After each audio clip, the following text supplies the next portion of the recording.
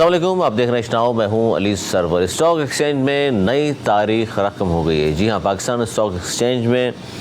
آج نئی تاریخ رقم ہوئی ہے۔ انڈیکس 62,000 کی سطح بھی عبور کر گیا، یعنی اس وقت 62,710 کی سطح پر موجود ہے۔ انٹر بینک میں جبکہ ڈالر کی اگر بات کروں تو 31 پیسے وہاں بھی کمی ہوئی ہے اور ڈالر 284 روپے 25 پیسے کی سطح پر آ گیا ہے۔ جبکہ اسٹاک ایکسچینج کی اگر ہم بات کریں تو رواں سال اب تک 100 انڈیکس جو ہے وہ 52% اس میں اضافہ ہو چکا ہے۔ اور سرمایہ داروں کے درمیان ظاہر ہے امید کے دیے روشن ہو گئے۔ اس طرح کی جب خبریں آتی ہیں سامنے تو سرمایہ داروں کے درمیان امید کی شمعیں روشن ہو جاتی ہیں، مزید سرمایہ کاری کی امید اور توقع رکھی جاتی ہے، کیونکہ یہ معمولی خبر نہیں ہے۔ پاکستان اسٹاک ایکسچینج میں پاکستان کی تاریخ میں پہلی بار ہوا ہے کہ 62,000 سے بھی زیادہ جو سطح ہے عبور کر چکا ہے پاکستان اسٹاک ایکسچینج۔ اب یہ جو اسٹاک ایکسچینج میں نئی تاریخ رقم ہوئی ہے، اسی پر ہم بات کریں گے کہ 100 انڈیکس 62,000 کی جو حد عبور ہو گیا ہے۔ اس کے بعد اب جو بات کر رہے تھے، ہم پورے سال گفتگو کرتے آئے اور بار بار ہم یہی بات کر رہے تھے کہ جناب اسٹاک ایکسچینج بہت نیچے ہے، لیکن اس کے بعد ہم نے دیکھا کہ ڈالر نیچے آنا شروع ہوا، اسٹاک ایکسچینج اوپر جانا شروع ہوئی۔ مہنگائی، غربت، بے روزگاری کی بات ہم ایک طرف رکھ دیں تو تیل کی قیمتیں بھی، اچھی خبر یہ بھی ہے کہ عالمی منڈی میں تیل کی قیمتوں میں بھی کمی واقع ہوئی ہے۔ اسی پر ہم بات کریں گے کہ کس حد تک یہ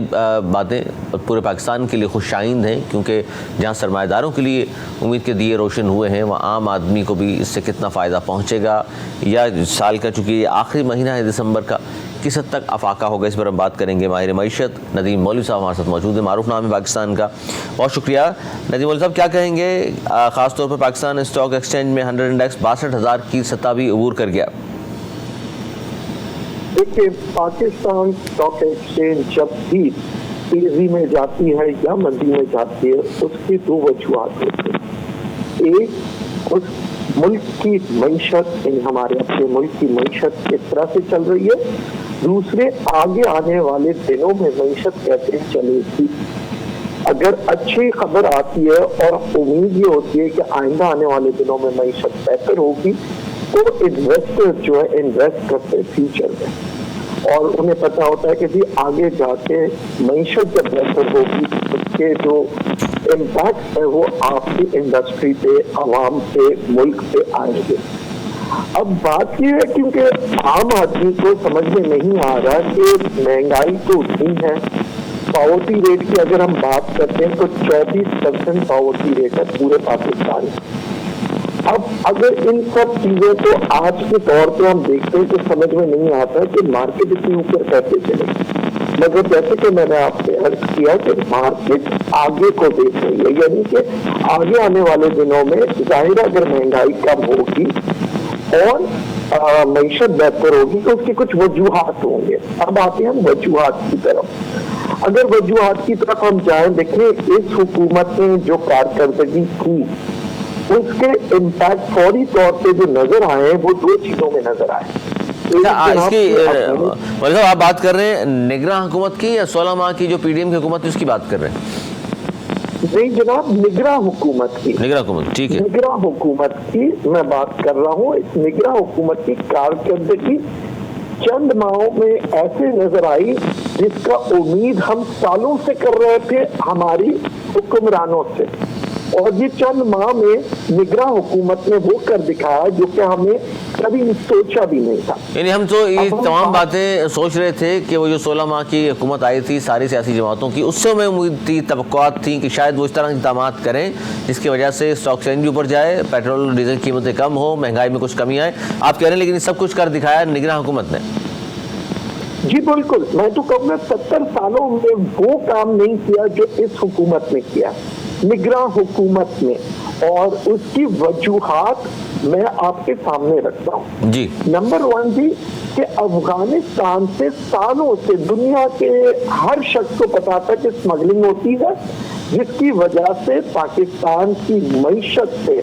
ایک دباؤ ہمیشہ سے رہا ہے۔ آپ نے دیکھا جو بھی پاکستان میں چیز آتی تھی وہ افغانستان اسمگل ہو کے چلے جاتی تھی، پاکستان میں وہ چیز کم ہو جاتی تھی جس کی وجہ سے اس کی قیمت بڑھ جاتی تھی، یا وہی چیز کو ہمیں امپورٹ کرنا پڑتا تھا مہنگے پیسوں میں اپنی فورن کرنسیز کو استعمال کرتے ہیں۔ یہ ایک بہت بڑا مسئلہ تھا سالوں سے، مگر کوئی ادھر ہاتھ نہیں ڈال رہا تھا اور اس نگراں حکومت نے سب سے پہلا کام جو یہ کیا اس اسمگلنگ کو روکنے کے لیے سارے اقدامات. بالکل. دوسری اہم بات جو بڑے بڑے سرمایہ کار جو پاکستان کے اندر ڈالر کی مینیپولیشن کرتے تھے, اور آپ کو یاد ہوگا کہا جاتا تھا کہ بھائی 150 کا ڈالر ہے 250 تک چلا جائے گا, جب 200 کا ہوا کہا جی 300 350 تک چلا جائے گا, اور یہ مینیپولیشن کرتے کرتے 350 پہ, اور وہ وقت تھا آپ کو بھی یاد ہوگا ایک دن میں 25 روپے 40 روپے اوپر ہو جاتا تھا. بالکل. کوئی سائنس کوئی اکنامک سمجھ نہیں آتی تھی کہ یہ کون سی سائنس ہے کہ ایک دن میں 20 روپے اوپر ہو جانا یا 25 یا 40. اور خاص طور پر اس میں آپ درست فرما رہے ہیں. اور دوسرا جہاں 20-25 روپے ایک دن میں بڑھتا تھا وہاں ہم یہ بھی دیکھ رہے تھے کہ ڈالر کی قدر خاص طور پر انٹر بینک میں اور اوپن مارکیٹ میں بھی ایک نمایاں ہمیں فرق نظر آتا تھا. جی, اور پھر اس کے بعد اچانک سے پینک کریٹ کیا جاتا تھا کہ جناب ڈالر ختم ہو گئے اور بینک جو ہے وہاں پہ پرابلمز آ رہی ہیں. پھر آپ نے دیکھا لگاتار پچھلے ایک سال تک یہی کہا گیا کہ جناب پاکستان کی معیشت دیوالیہ نکالی, یعنی کہ پینک کریٹ کریں تاکہ جو عام آدمی ہے وہ بھی ڈالر خریدنے لگے, کہ یعنی کہ پتہ نہیں پاکستان میں قحط آنے والا ہے. تو وہ سچویشن جو تھی ہماری ملک کی معیشت کو تباہ کر رہی تھی, اور بڑے بڑے عہدیدار آ کے جب یہ کہتے تھے تو جس کے پاس بھی سرمایہ تھا وہ ڈالر خریدتا تھا, تو اس کے اوپر کوئی کنٹرول نہیں تھا. تو ان چیزوں کو کنٹرول کرنے سب سے پہلا انہوں نے ضرورت نہیں سمجھی, اور پھر انہوں نے کریک ڈاؤن کیا. کریک ڈاؤن کرنے کے بعد آج آپ دیکھ لیں چند ماہ کے اندر بھی نہیں کہوں گا, چند دنوں کے اندر آپ دیکھیں اب وہ جو اڑان تھی وہ رک گئی, وہ جو 20-40 روپے کی. اب جو فلکچویشن ہوتا ہے وہ جناب روپیہ 2 روپیہ, اس سے زیادہ آپ نے اس دوران میں کوئی فلکچویشن دیکھا نہیں ہوگا ڈالر میں. بالکل. اور مزید ابھی بھی کم کیا جا سکتا ہے ڈالر کو, مگر اس ڈالر کو مزید اور کم اس لیے نہیں کیا کر رہے ہیں کیونکہ پھر انٹرنیشنلی جو ہے مختلف بینک کے جو ہے ہمارے پاس پریشرز آ جاتے ہیں. مثال کے طور پہ IMF کا اور پھر مختلف اور جو ادارے ہیں, تو ان کو پاکستان کے اندر ایسا کوئی موقع ہی نہیں دیا کہ IMF یا کسی باہر کے ممالک کے لوگ کہیں کہ جناب پاکستان پراپر وے میں کام نہیں کر رہا اور یہ جو ہے روپی کو جو ہے غلط طریقے سے اوور ویلیو کر رہے. ایسا آج تک آپ نے دیکھا کوئی ایک کمنٹ نہ IMF نے دیا نہ کچھ. اور ڈالر کو دیکھیں اس خوبصورتی کے ساتھ 280 کی سطح پہ لے آئے. اب 280 کی سطح سے ابھی بھی ان کے پاس میں سمجھتا ہوں 240 تک کی جگہ ہے, مگر انہوں نے کہا کہ جی آگے ہم دیکھیں گے, مہنگائی کو دیکھنا ہے, انٹرنیشنل آئل ٹریڈز کو دیکھنا ہے. جیسے کہ آپ نے دیکھا ایک ماہ تک جو ہے نا پیٹرول کی قیمت کو نہیں بڑھایا, حالانکہ انٹرنیشنل آئل مارکیٹ میں دباؤ آ رہا تھا. وہ اس لیے کہ وہ چاہتے تھے کہ اپنے ہاتھ میں ایک کوشن رکھیں تاکہ اچانک سے اگر انٹرنیشنل آئل مارکیٹ تیزی میں اوپر جائے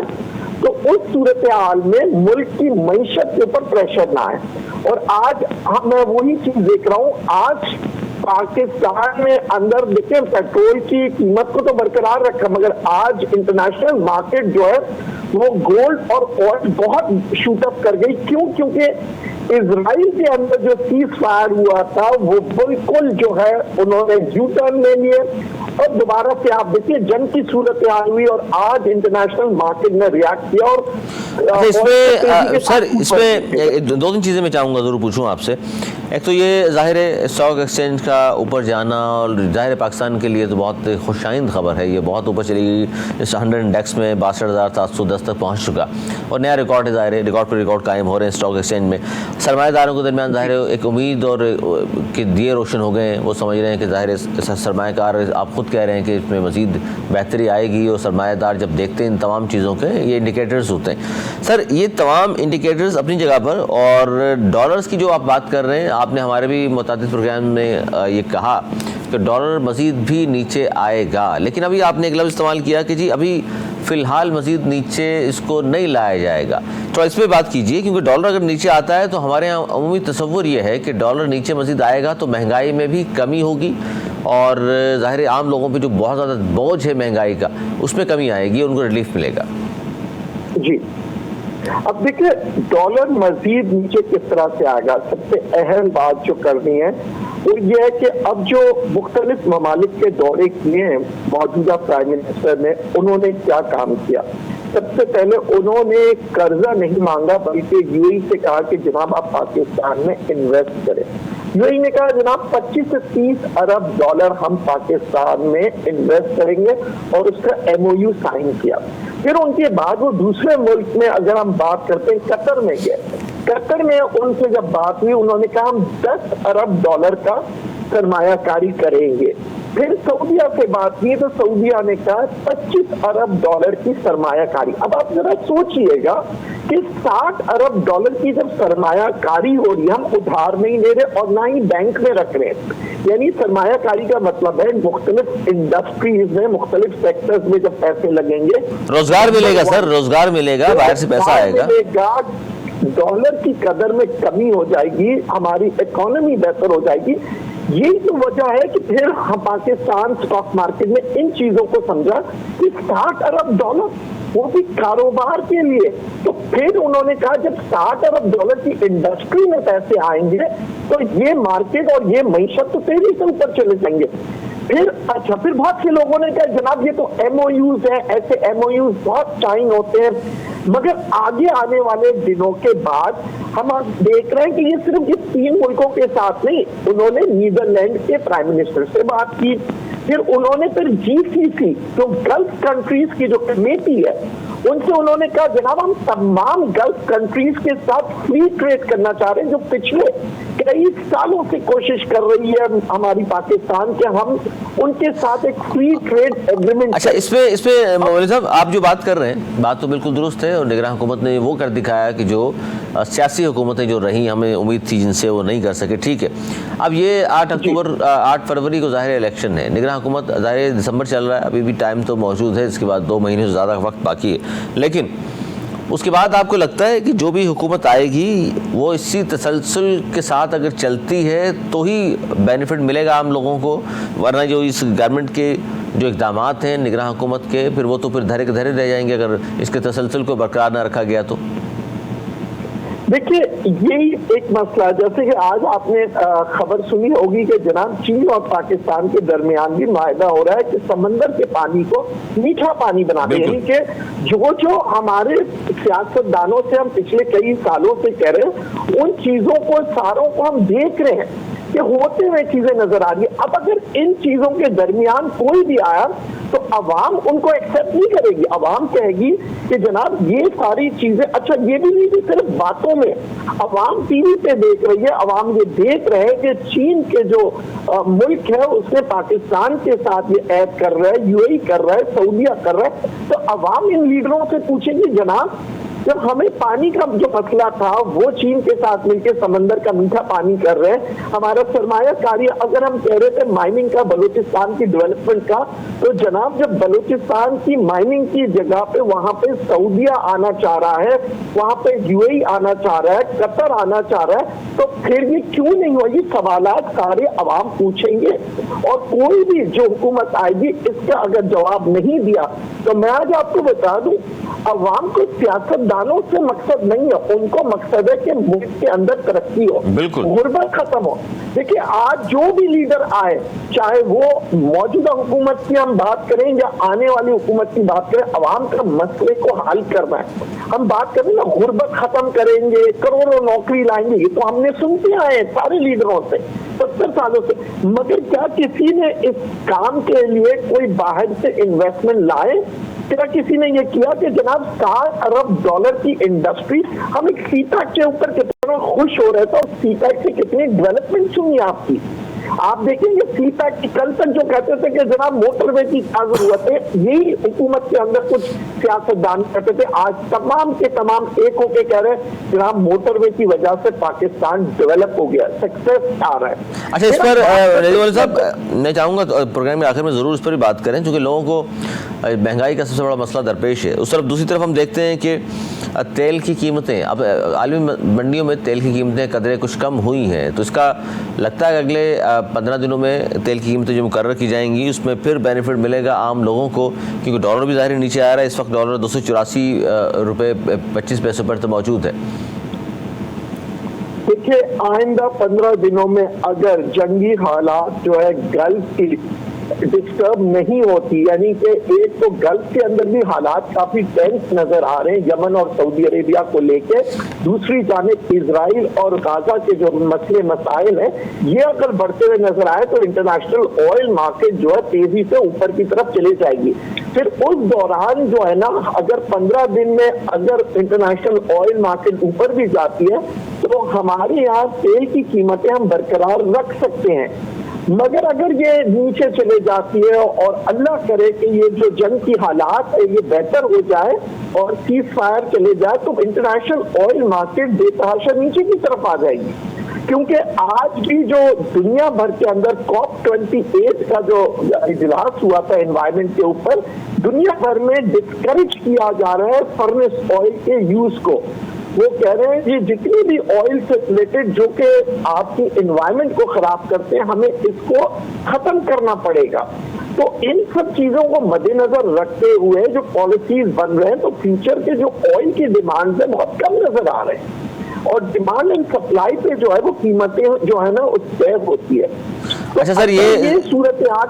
جی مطلب یہ اس وقت جو جہاں سے ہم نے پروگرام کا آغاز کیا تھا